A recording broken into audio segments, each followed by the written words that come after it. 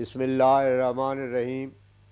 ملفوظات حضرت مسیح موعود 26 جون 1903 دربار شام۔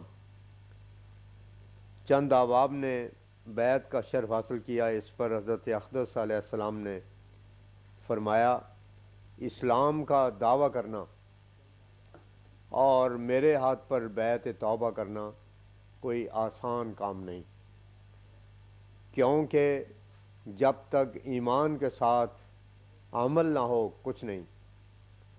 منہ سے دعویٰ کرنا اور عمل سے اس کا ثبوت نہ دینا خدا تعالیٰ کے غضب کو بھڑکاتا ہے، اور اس آیت کا مصداق ہو جاتا ہے، یا ایھا الذین آمنوا لما تقولون ما لا تفعلون کبر مقتا عند اللہ ان تقولوا ما لا تفعلون، سورہ صف آیت 3 و 4۔ یعنی اے ایمان والو، تم وہ بات کیوں کہتے ہو جو تم نہیں کرتے؟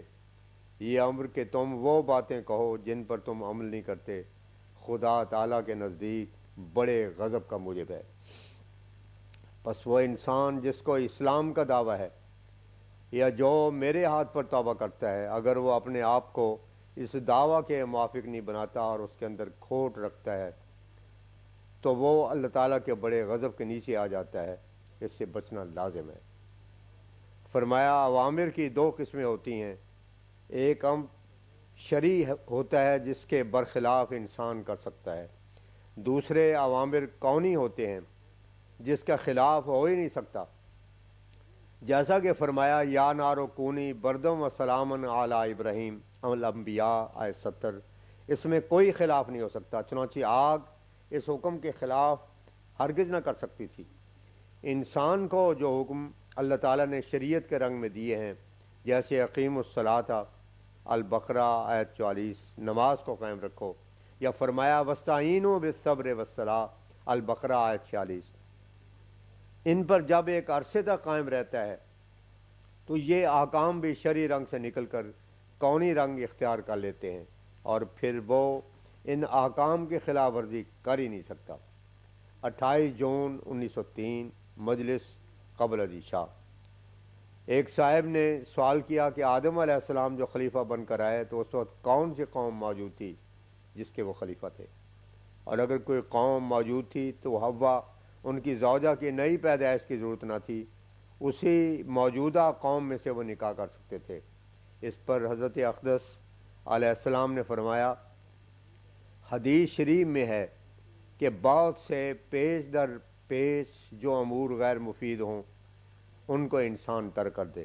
انی جاعل فی الارض خلیفہ سے استنباط ایسا ہو سکتا ہے کہ پہلے سے اس وقت کوئی قوم موجود ہو، اور دوسری جگہ اللہ تعالیٰ قرآن شریف میں فرماتا ہے، والجان خلقناہ من قبل من نار السموم، ایک قوم جان بھی آدم سے پہلے موجود تھی۔ بخاری کے ایک حدیث میں ہے کہ خدا تعالیٰ ہمیشہ سے خالق ہے، اور یہی حق ہے، کیونکہ اگر خدا تعالیٰ کو ہمیشہ سے خالق نہ مانے تو اس کی ذات پر نعوذ باللہ عرف آتا ہے، اور ماننا پڑے گا کہ آدم سے پیشتر خدا تعالیٰ معطل تھا۔ لیکن چونکہ قرآن شریف خدا تعالیٰ کی صفات کو قدیمی بیان کرتا ہے، اس لیے اس حدیث کا مضمون راست ہے۔ قرآن کریم میں جو کوئی ترکیب ہے وہ ان صفات کے استمرار پر دلالت کرتی ہے، لیکن اگر آدم سے ابتدا خلق ہوتی ہے اور اس سے پیشتر نہ ہوتی تو پھر یہ ناوی ترکیب قرآن میں نہ ہوتی۔ باقی رہی لڑکیوں کی بات کہ ان کے موجود ہوتے حوا کی پیدائش کی کیا ضرورت تھی، یا تو اس طرح سمجھنا چاہیے کہ ممکن ہے کہ جس مقام پر آدم علیہ السلام کی پیدائش ہوئی ہو وہاں کے لوگ کسی عذاب الہی سے ایسے تباہ ہو گئے ہوں کہ آدمی نہ بچا ہو۔ دنیا میں یہ سلسلہ جاری ہے کہ کوئی مقام بالکل تباہ ہو جاتا ہے، کوئی غیر آباد ہو جاتا ہے، کوئی برباد شدہ آثر نو آباد ہو جاتا ہے۔ چنانچہ دیکھ لو کہ ابھی تک یورپ والے ٹکریں مار رہے ہیں کہ شاید قطب شمالی میں کوئی آبادی ہو، اور تلاش کر کر کے معلوم کر رہے ہیں کہ کون سے خطات زمین اول آباد تھے اور پھر تباہ ہو گئے۔ پس ایسی صورت میں ان مشکلات میں پڑنے کی کیا ضرورت ہے؟ ایمان لانا چاہیے کہ خدا تعالیٰ رب رحمان رحیم مالک یوم الدین ہے، اور ہمیشہ سے ہی ہے۔ جاندار ایک تو تکون سے پیدا ہوتے ہیں اور ایک تکوین سے۔ ممکن ہے کہ آدم کے پیدائش کے وقت اور مخلوق ہو اور مخلوقات ہو اور اس کی جنس سے نہ ہو، یا اگر ہو بھی تو اس میں کیا حرج ہے کہ قدرت نمائی کے لیے خدا تعالیٰ نے حوا کو بھی ان کی پسلی سے پیدا کر دیا۔ جب انسان بیعت کرتا ہے تو سب امر و نہی اسے ماننے چاہیے اور خدا تعالیٰ کے قدرتوں پر ایمان چاہیے۔ خدا تعالیٰ ہر طرح پر قادر ہے۔ ممکن ہے کہ ایک قوم موجود ہو اور اس کے ہوتے ہوئے وہ اور قوم پیدا کر دے، یہ ایک قوم کو ہلاک کر کے اور پیدا کر دے۔ موسیٰ کے قصے میں بھی ایک جگہ ایسا واقعہ بیان ہوا ہے۔ آدم کے وقت بھی خدا سابقہ قوموں کو ہلاک کر چکا تھا، پھر جب آدم کو پیدا کیا تو اور قوم بھی پیدا کر دی۔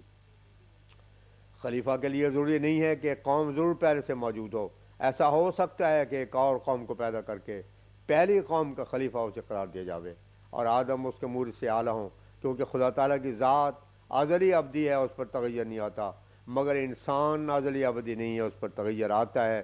میرے الہام میں بھی مجھے آدم کہا گیا ہے۔ جب روحانیت پر موت آ جاتی ہے، یعنی اصل انسانیت فوت ہو جاتی ہے، تو اللہ تعالیٰ بطور آدم کے ایک اور کو پیدا کرتا ہے اور اس طرح سے ہمیشہ سے آدم پیدا ہوتے رہتے ہیں۔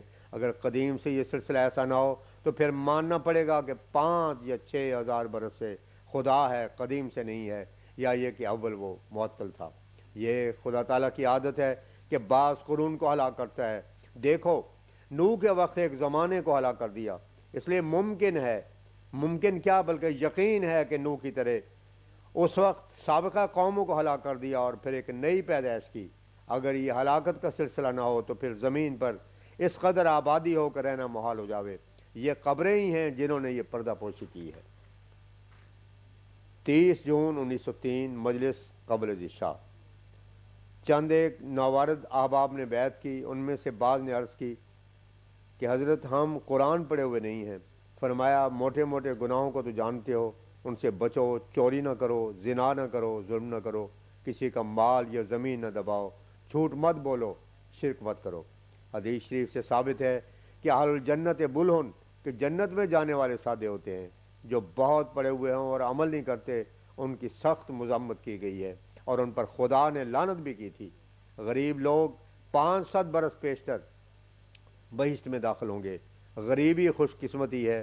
خدا کو پہچانو کہ جس کی طرف تم نے جانا ہے، اور شرک سے پرہیز کرو۔